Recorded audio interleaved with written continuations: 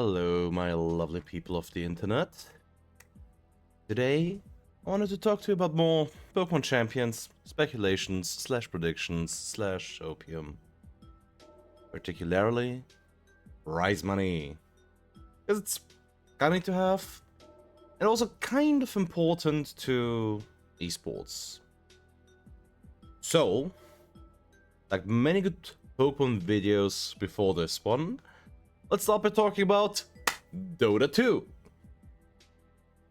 I don't know anything about Dota 2. Except that Blizzard is still salty. To this day, they don't have the IP rights to it.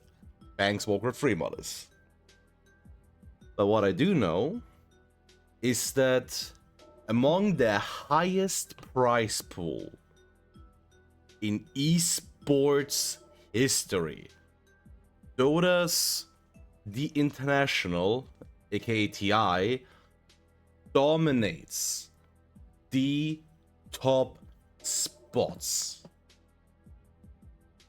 And the way they did it is nothing short of genius. It's crowdfunding, baby! Crowdfunding. What Dota 2 used to do, apparently not as much these days, is have a battle pass specifically catered towards TI, where the battle pass was for the specific tournament, with 25% of its total revenue being funneled directly into the prize pool. So, why am I talking about this? How does this apply to Pokemon?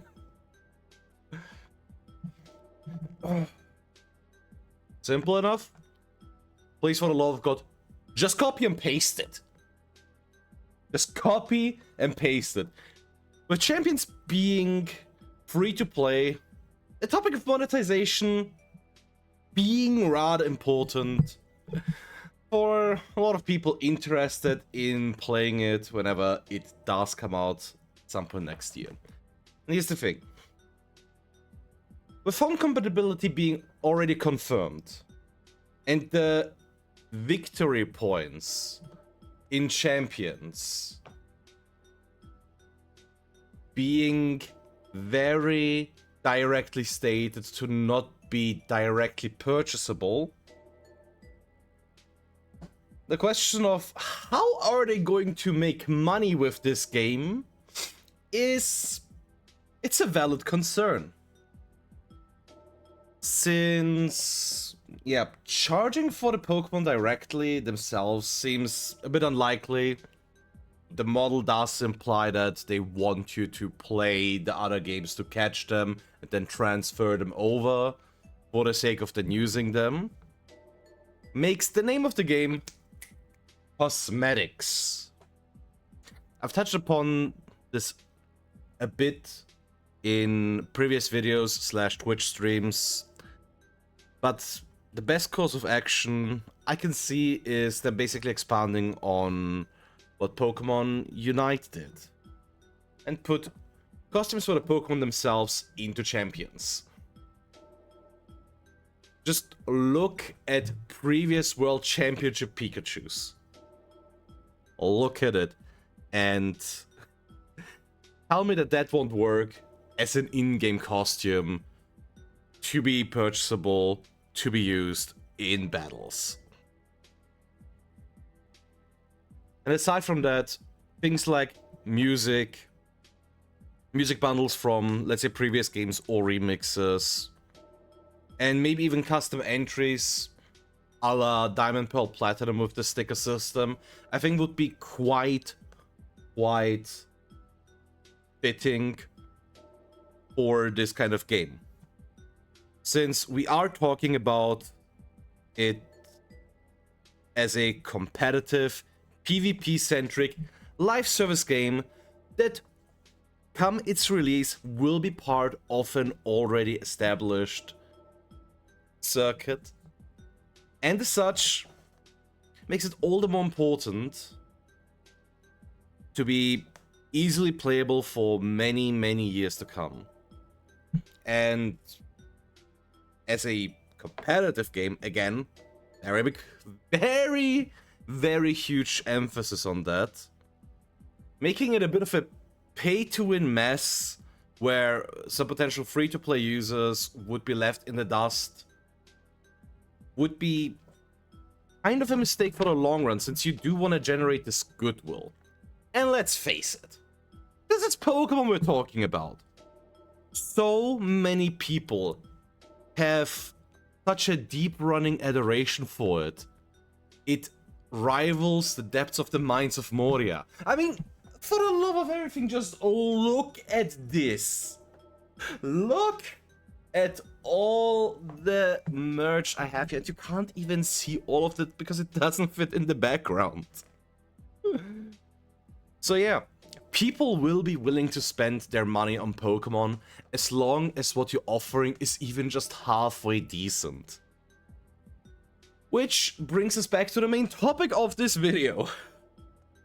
So if Pokémon Champions were to copy the TI model and create a battle pass specifically for the yearly Pokemon World Championships with worlds-themed costumes, music, stickers, etc., depending on what's going to be in the game, maybe emotes, so on and so forth, it could give VGC some of the most ridiculous prize pools in esports history.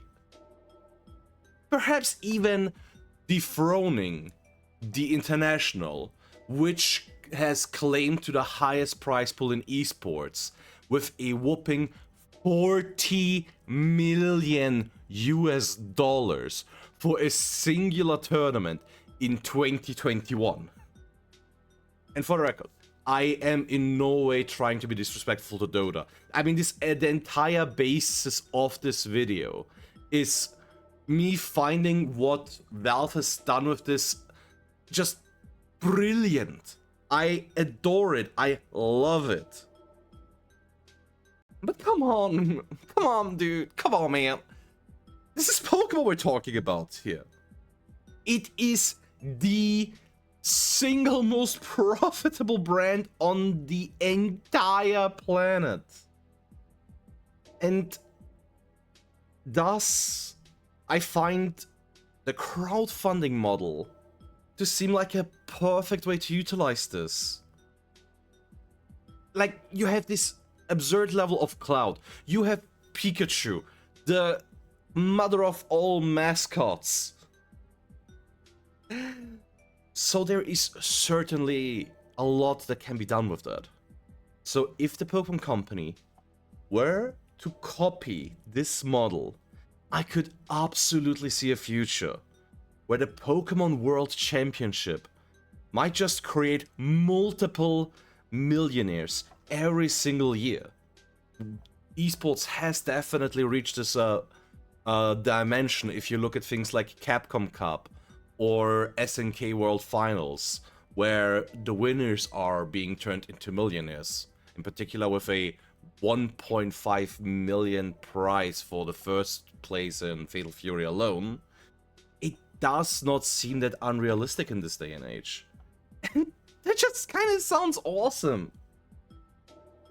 In particular, the fact that champions will be on the phone makes me wish that it will be a vehicle to ignite a never-seen-before massive passion for Pokemon battling. Like, on a never-seen-before scale, because VGC has definitely been growing in recent years. And a lot of this idea of growth and massive scale stems from a conversation that I had not too long ago with some of my friends, where I was told about a best friend being at a party and being challenged to a match of FIFA, since there was a PlayStation run lying around there. And what came to my mind when I heard the media is wait. The champions could do the same thing for Pokemon, because if people have their phones around, which is basically all the time, I just start to dream of a world where I could go outside, log in with someone, and be challenged to a Pokemon battle, like a scene straight out of the games. It just sounds like a childhood dream come true, to just be out in the world and battle each other in Pokemon fights to see who is truly the best of them all. And for that kind of childish dream of a future, Pokémon Champions having a reputation as a giant within the esports scene, now that could definitely prove itself to be quite useful. And yeah, that is basically all I wanted to say about the topic. So if you watch until now, I really do appreciate it. Tell me your thoughts and opinions on this, and I'll see you all in the next video. Thank you very much, and bye-bye!